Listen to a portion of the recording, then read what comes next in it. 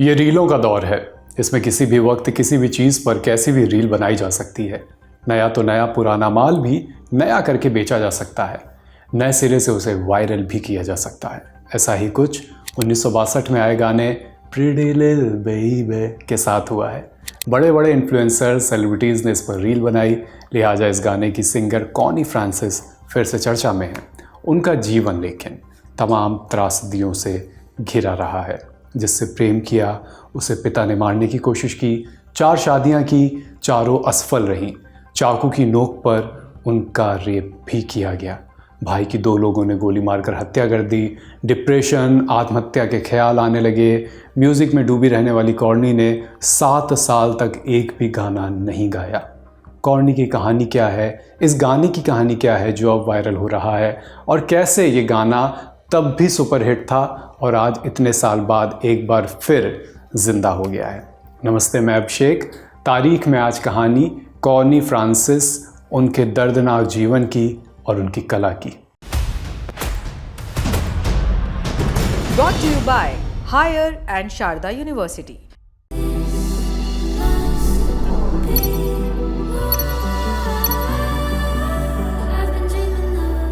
Connie Francis के बारे में कहीं लिखा गया, उनका जीवन किसी हॉलीवुड फिल्म की कहानी जैसा लगता है। एक राइटर भी उन चीज़ों की कल्पना नहीं कर सकता जो उन्होंने असल में अनुभव की हैं। कॉनी का जन्म 12 दिसंबर 1937 को अमेरिका के न्यू जर्सी में हुआ। तब उनका नाम था कोसेंटा फ्रैंको नेरो। कॉनी 50 और 60 के दशक की वो चमकती हुई सितारा थीं जिनकी आवाज़ ने लाखों दिलों पर उस समय राज किया। उनके पिता जॉर्ज फ्रैंक नेरो सीनियर बेहद महत्वाकांक्षी किस्म के व्यक्ति थे और चाहते थे कि उनकी बिटिया एक स्टार बने। उन्होंने कॉनी को 4 साल की उम्र में ही टैलेंट हंट कंपटीशन में गाने और अकॉर्डियन बजाने के लिए मजबूर किया। कॉर्नी को अकॉर्डियन बजाना पसंद नहीं था, लेकिन पिता के दबाव में उन्हें ऐसा करना पड़ा। उन्होंने किया भी। जब वो 12 बरस की थी, उन्होंने ऑर्थर गॉडफ्रे के टैलेंट स्काउट्स प्रोग्राम में हिस्सा लिया। इसी दौरान गॉडफ्रे ने उनके नाम को छोटा करके कॉनी फ्रांसिस कर दिया। उन्हें कॉनी के सरनेम फ्रैंक नेरो का उच्चारण करने में परेशानी होती थी, इसलिए एक निकनेम किस्म का उन्होंने कॉनी फ्रांसिस को दे दिया। 1955 में कॉनी ने MGM रिकॉर्ड्स के साथ एक कॉन्ट्रैक्ट साइन किया। हालांकि उनके पहले कई सिंगल्स सफल नहीं हुए तो म्यूज़िक वो छोड़ने ही वाली थी। तभी उनके पिता ने कॉर्नी को 1923 में एक गाने हुज सॉरी नाउ इसको रिकॉर्ड करने के लिए राज़ी किया। कॉर्नी को यह गाना पसंद नहीं आया, लेकिन उनके पिता सही साबित हुए। गाने ने कमाल कर दिया। इसके 1 मिलियन रिकॉर्ड्स उस समय बिके थे। फ्रांसिस का करियर चल निकला। इसके बाद उन्होंने stupid Cupid, lipstick on your collar, everybody is somebody's fool जैसे तमाम हिट गाने दिए। एवरीबॉडी इज समबडीज फूल के जरिए वो बिलबोर्ड हॉट 100 लिस्ट टॉप करने वाली पहली फीमेल आर्टिस्ट बनी। स्टेज पर उनका जलवा, उनकी मुस्कान, सब कुछ परफेक्ट लगता था। लेकिन इस चमकती हुई रोशनी के पीछे एक ऐसी इंसान थी जिसके जीवन में तमाम अंधेरे और दर्दनाक मोड़ आए। उनकी सफलता जितनी बड़ी थी, उनकी निजी त्रासदियां उतनी ही गहरी। Where the software engineer meets the cool UI UX designer, the world comes together at Sharda University. Connie Francis के त्रासदियों भरे जीवन के गुलदस्ते से कुछ फूल हमने भी चुने हैं। पहला फूल है बॉबी डॉरिन के साथ उनकी अधूरी प्रेम कहानी। 19 की उम्र में वो बॉबी से मिली। आगे चलकर खुद बड़े कलाकार बने बॉबी। 2 ग्रैमी जीते, बतौर एक्टर ऑस्कर तक में नॉमिनेट हुए। 1956 में दोनों की पहली मुलाकात हुई। बॉबी तब न्यू जर्सी में फर्नीचर स्टोर के लिए जिंगल्स सिखा करते थे। पहली मुलाकात में उन्होंने कॉनी को एक गाना सुनाया। उन्होंने कुछ बदलाव करने को कहे। बॉबी को अच्छे नहीं लगे। वो अपना गाना लेकर जाने लगे। फिर ना जाने उनके मन में क्या आया, गाने में बदलाव की ओर वापस आए। कॉनी कहती हैं, ये एक क्षणिक नापसंदगी थी जो प्यार में बदल गई। दोनों के एक जैसे सपने थे। दोनों को बड़ा आर्टिस्ट बनना था, इसलिए दोस्ती जम गई। प्रेम हुआ। धीरे धीरे इसका रंग गाढ़ा होता गया। बॉबी ने शादी की बात शुरू कर दी। इस बाबत पत्रकार लुइस बेरल लिखती हैं, बॉबी भागकर शादी करना चाहते थे, लेकिन कॉनी को अपने पिता के गुस्से का डर था। उन्होंने कहा, मेरे पिता हम दोनों को मार डालेंगे। कॉनी के पिता जॉर्ज फ्रैंको नेरो इस रिश्ते को बिल्कुल पसंद नहीं करते थे। वो चाहते थे कि कॉनी करियर पर ध्यान दें। उनका कॉनी पर नियंत्रण इतना गहरा था कि एक बार डारिन के साथ डेट के बाद कॉनी अपने घर लौटी तो उन्होंने अपना सामान पैक किया हुआ पाया। वो कॉनी के जीवन में ज़्यादा दखल रखते थे। इस दखल ने तब हिंसक रूप ले लिया जब द जैकी ग्लीसन शो में जॉर्ज ने बॉबी को मारने का भी प्रयास करा। जब कॉनी के पिता को ये बात पता चली कि बॉबी भी वहाँ है, वो गुस्से में आए। उनकी पिछली जेब में पिस्टल थी। कॉनी के मैनेजर ने बॉबी को चिल्लाते हुए चेतावनी दी, भागो बॉबी।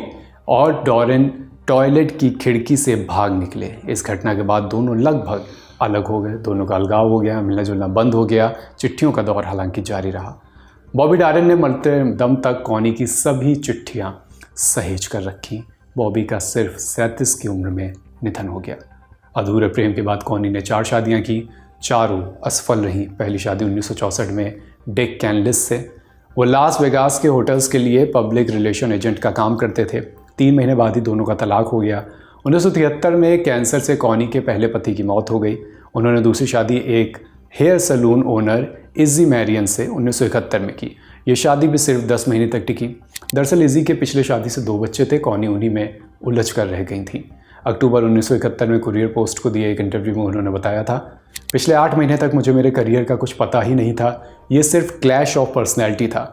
कॉनी की तीसरी शादी जोसेफ नाम के शख्स से 1973 में हुई। 7 साल में उनका डाइवोर्स हो गया। दोनों ने तलाक से पहले एक बच्चे को गोद भी लिया था। चौथी शादी बॉब पर्किंसन नाम के टीवी प्रोड्यूसर से 1985 में हुई। 81 दिनों में अलगाव हो गया। कॉनी ने एक जगह इस बाबत लिखा, I could pick hit records but not hit husbands.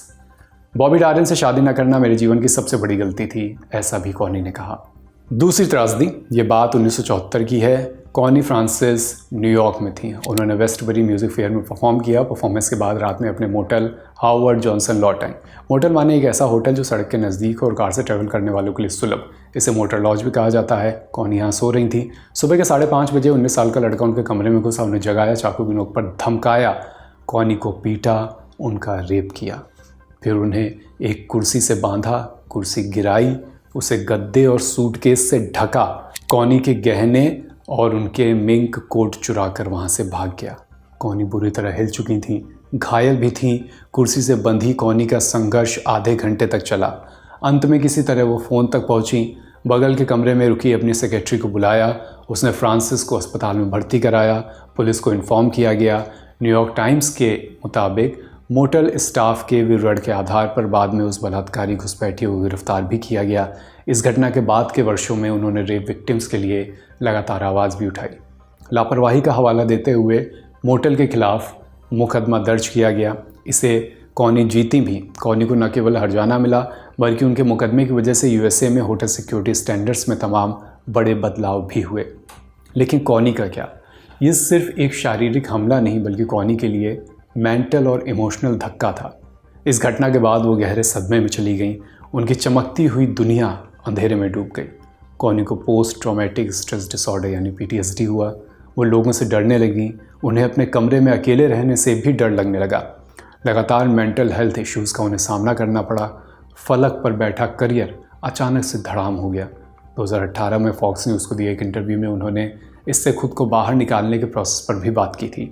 कहा था, मुझे बहुत मदद मिली, मेरे पास अच्छे दोस्त थे, एक परिवार था जो मेरा साथ देता था और मेरा सेंस ऑफ ह्यूमर। कॉनी को इससे निकलने में 7 साल से ज़्यादा का समय लग गया। वो रेप विक्टिम्स का कोई सपोर्ट ग्रुप नहीं ज्वाइन कर सकी क्योंकि वो ऐसा करती तो एक खबर अखबार में आ जाती।